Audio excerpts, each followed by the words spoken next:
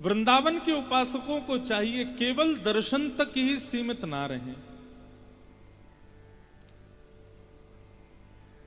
इन पंच रसों तक जाने का प्रयास करें। दर्शन करके हमने अपने नेत्रों से वृंदावन को पा लिया, कथा सुनकर के, सत्संग सुन के, कीर्तन सुन के कानों से वृंदावन प्रवेश हो गया, लेकिन तीन रस से हम वंचित रह जाते हैं, नासिका, जिह्वा और त्वचा। वृंदावन लोग रस के माध्यम में जब जाते हैं, जीव के माध्यम में, तो यहाँ के चाट भल्ले और क्या कहते हैं बेड़ई कचौड़ी और लस्सी आदि ये सब भाव उनके मन में उत्पन्न होने लगते हैं। मैंने इनको नाम दिया है सिक्योरिटी गार्ड हैं वृंदावन के। वृंदावन के सिक्योरिटी गार्ड कौन कौन हैं? लस्सी, चाट भल्ले, वृंदावन के पेड़े और बिहारी जी के बाहर जो मिलते रहते हैं, दही बल्ला, पकौड़ी बल्ला आदि आदि जो भी मिलता है, ये सब वृंदावन के सिक्योरिटी गार्ड हैं। सिक्योरिटी गार्ड का मतलब क्या होता है? जो मालिक से ना मिलने दे, अपने तक ही सीमित रखे, वही सिक्योरिटी गार्ड है। बंबई, दिल्ली आदि शहरों के लोगों से पूछो कहां से आ रहे हो? वृंदावन से आ रहे हैं। क्या किया वृंदावन में? बिहारी जी दर्शन किए, पहली बात तो कह देते हैं, लेकिन दूसरी बात, अरे महाराज जी हम तो वहां पे भल्ले खाए, लस्सी पी, क्या आनंद आ गया, पेड़े खा करके आए ब्रजवासी के। जब ये तीन बात व्यक्ति हमारे सामने बोलता है ना, वृंदावन में ये तीन काम करके आए, लस्सी पी के आए, बल्ले खा के आए, पेड़े खा के आए, तो हमारे मन में आता, मैंने कि बेटा सिक्योरिटी गार्ड ने रोक लिया, भीतर नहीं जाने दिया। वृंदावन में बहुत सारे सिक्योरिटी गार्ड हैं। ये पहले पड़ाव के सिक्योरिटी गार्ड कौन कौन? ये सब खाने के पदार्थ जो लोगों को पसंद आते हैं वृंदावन में। वृंदावन के दूसरे सिक्योरिटी गार्ड बंदर।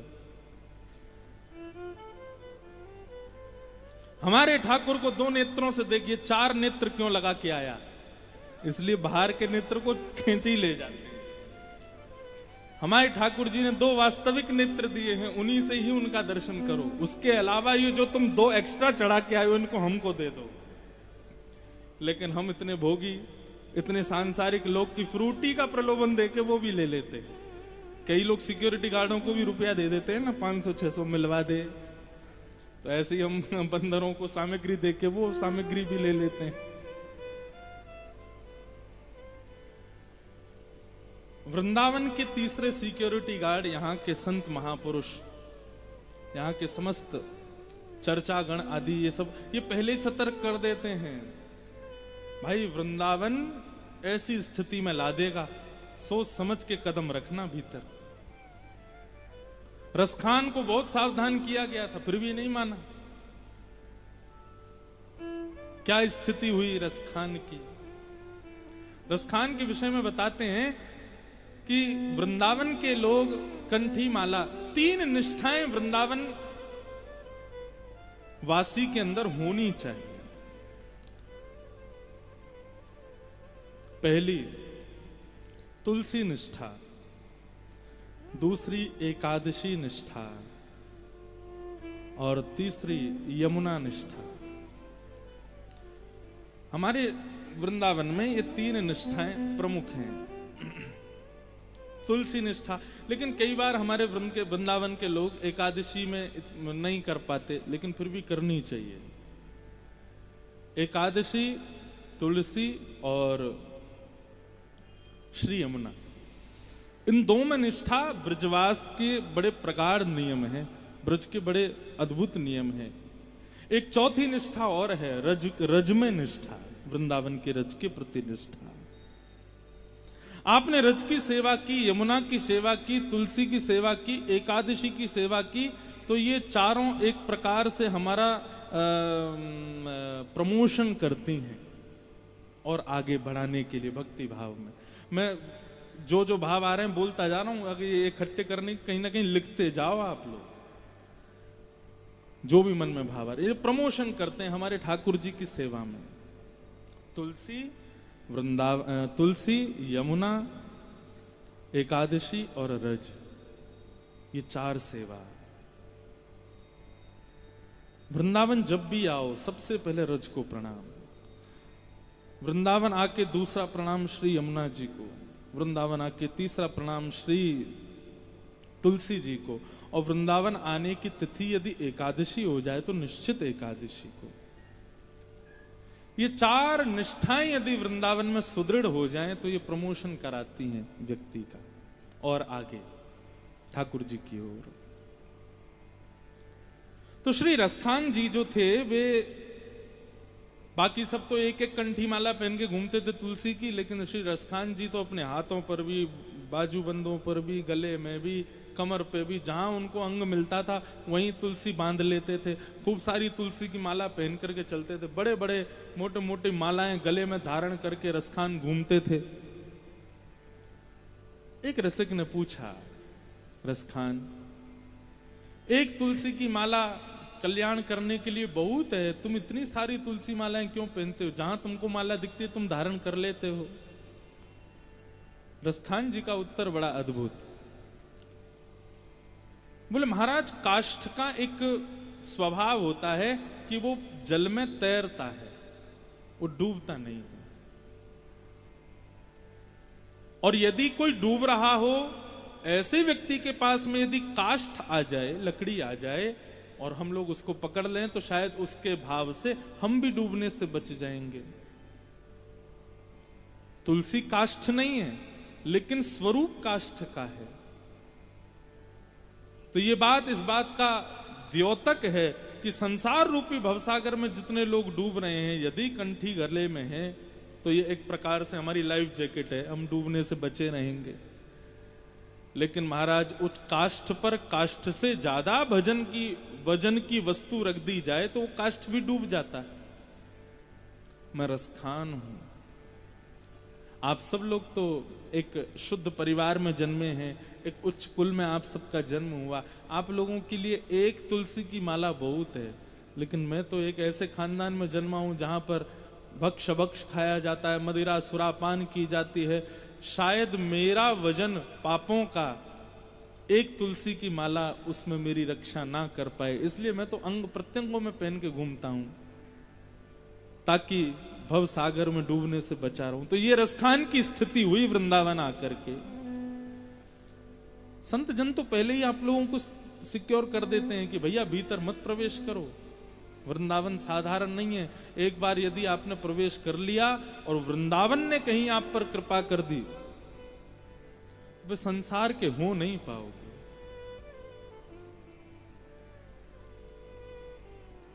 तो ये सिक्योरिटी गार्ड हैं वृंदावन के। कितने सिक्योरिटी गार्ड हो गए? पहले तो यहाँ के भोजन पदार्थ, दूसरे यहाँ के बंदर, तीसरे यहाँ के संत, और चौथे सिक्योरिटी गार्ड श्याम सुंदर और किशोरी जी के अष्ट सखियां और अष्ट सखा। एक प्रकार से ये भी कह लो कि ये सब एग्जामिनेशन क्रॉस करने हैं। पहला रस का क्रॉस करना है, दूसरा भाव का क्रॉस करना है, तीसरा संत जनों के सेवा का क्रॉस करना है, फिर आपका अंतिम एग्जामिनेशन जो होगा वो होगा अष्ट सखियों के द्वारा। वो पात्रता देखेंगी पहले, है कि नहीं। मैंने पहले भी जब साईं के चरणों में सेवा हो रही थी तो एक बार कुंज, निकुंज और निभृत निकुंज, इन 3 पर चर्चा की थी, मुझे याद है। कुंज का दर्शन जो अभी हम लोगों को हो रहा है, ये वृंदावन कुंज है।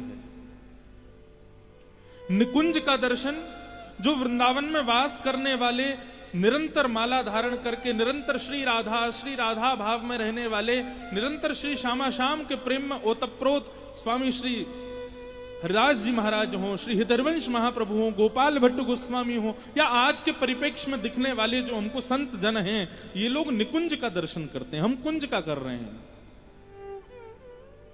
कुंज, निकुंज और जब किशोरी जी की भी नहीं, जब सहचरियों की कृपा हो जाती है, अष्ट सखियों की कृपा हो जाती है, अष्ट सखाओं की कृपा हो जाती है, तब निभृत निकुंज का दर्शन होता है। निभृत निकुंज में कोई नहीं दिखाई देगा।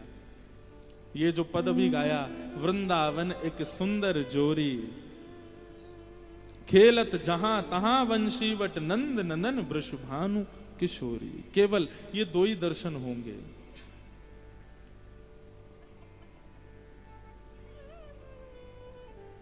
फिर आप किसी भी सौंदर्य का दर्शन करोगे ना, चाहे वो स्त्री हो, तो लगेगा किशोरी जी का शायद अंश है। कोई सुंदर पुरुष दिखेगा तो भी ऐसा दिखेगा शायद मानो ठाकुर जी का अंश है। बहुत ध्यान से सुनना। वो है निवृत्त निकुंज। वहां पर केवल श्यामा श्याम और किशोरी जी का ही दर्शन है, इसके अलावा कोई नहीं दिखेगा। लेकिन उसमें प्रवेश तब तक नहीं होगा जब तक ठाकुर जी की सहचरी और श्री किशोरी जी की सहचरियों की हम पर कृपा ना हो जाए। चौथे सिक्योरिटी गार्ड वृंदावन के।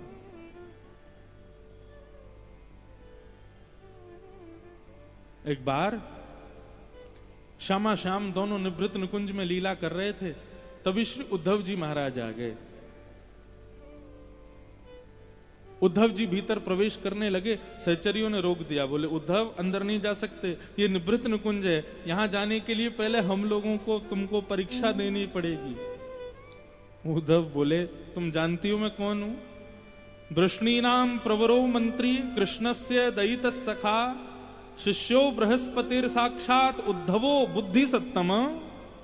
मैं साक्षात बृहस्पति का शिष्य, कृष्ण का दयित सखा, और तुम लोग मुझे कह रही हो कि परीक्षा देनी पड़ेगी अंदर जाने के लिए। ये सब फालतू बातें नहीं करो, चलो जाने दो भीतर।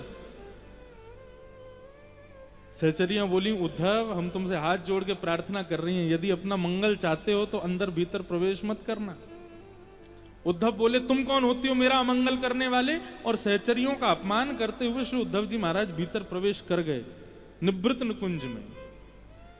जैसे ही भीतर प्रवेश किया तो श्री किशोरी जी की हंसने की किलकारियों की आवाज आ रही है। श्याम सुंदर उद्धव को बुला रहे हैं, ऐसा प्रतीत हो रहा है, लेकिन कोई दिख नहीं रहा है। उद्धव जी बोले कन्हैया, श्याम सुंदर आप कहां हैं? आपकी आवाज तो आ रही है, आप मुझे बुला तो रहे हैं, लेकिन मुझे दिख क्यों नहीं रहे? ठाकुर जी बोले अरे उद्धव तेरे सामने खड़ा हूं, देख मुझे। उद्धव जी बोले मैं देख तो रहा हूं, यहां सुंदर पुष्प दिख रहे हैं, बगीचे दिख रहे हैं, यमुना जी दिख रही हैं, सघन कुंज दिख रहे हैं, आप नहीं दिख रहे। उद्धव जी खोजने लगे, लेकिन श्याम सुंदर जब नहीं मिले, उद्धव जी रुदन करने लगे, विलाप करने लगे, हे श्याम सुंदर आप कहां हो? तब ठाकुर जी ने कहा उद्धव कहीं तुमने ललिता विशाखा आदि सहचरियों का अपमान तो नहीं किया? बोले अपमान नहीं, लेकिन हाँ भीतर आने से पहले उनकी आज्ञा नहीं मानी। बोले इसीलिए हमारा दर्शन नहीं हो रहा है। तुम वृंदावन आ तो गए हो, सघन कुंज में भीतर प्रवेश तो कर गए हो, तुमको यमुना जी दिख रही हैं, कुंज दिख रहे हैं, लता पत्र पल गुल्म सब दिख रहे हैं, लेकिन हम नहीं दिख रहे क्योंकि सहचरियों की अभी कृपा नहीं हुई। उद्धव जी महाराज रोते रोते ललिता विशाखा आदि सहचरियों के पास गए, बोले कृपा करो, मुझे कैसे दिखेंगे श्यामा श्याम? बोलो उद्धव वृंदावन में एक बहुत बड़ा अपराध है, बहुत ध्यान से सुनिएगा बंधु। वृंदावन में भगवत अपराध हो जाए क्षमा मिल जाएगी, वृंदावन में प्रसाद अपराध हो जाए क्षमा मिल जाएगी, वृंदावन में किसी भी प्रकार के ठाकुर जी की सेवा का अपराध बन जाए क्षमा मिल जाएगी, लेकिन वृंदावन में भक्त अपराध हो जाए कभी क्षमा नहीं मिलेगी। और यदि इससे मुक्त होना चाहते हो उद्धव, तो तुमको कलयुग में भगवत रस का गुणगान करना पड़ेगा। और सहचरियों की कृपा से वही उद्धव जी श्री कलयुग में सूरदास बन के प्रकट हुए। नेत्र नहीं थे क्योंकि सहचरियों का अपमान किया था ना, इसलिए दिखाई नहीं दिया, नेत्रहीन हुए सूरदास। लेकिन ऐसे ऐसे गुण गाए, ऐसे ऐसे भाव गाए ठाकुर जी की लीलाओं के, भले ही बाह्य दृष्टि नहीं दिखी, लेकिन अपने अंतःकरण में, अपने अंतस्थ में ही श्यामा श्याम का मंगल दर्शन किया सूरदास जी ने।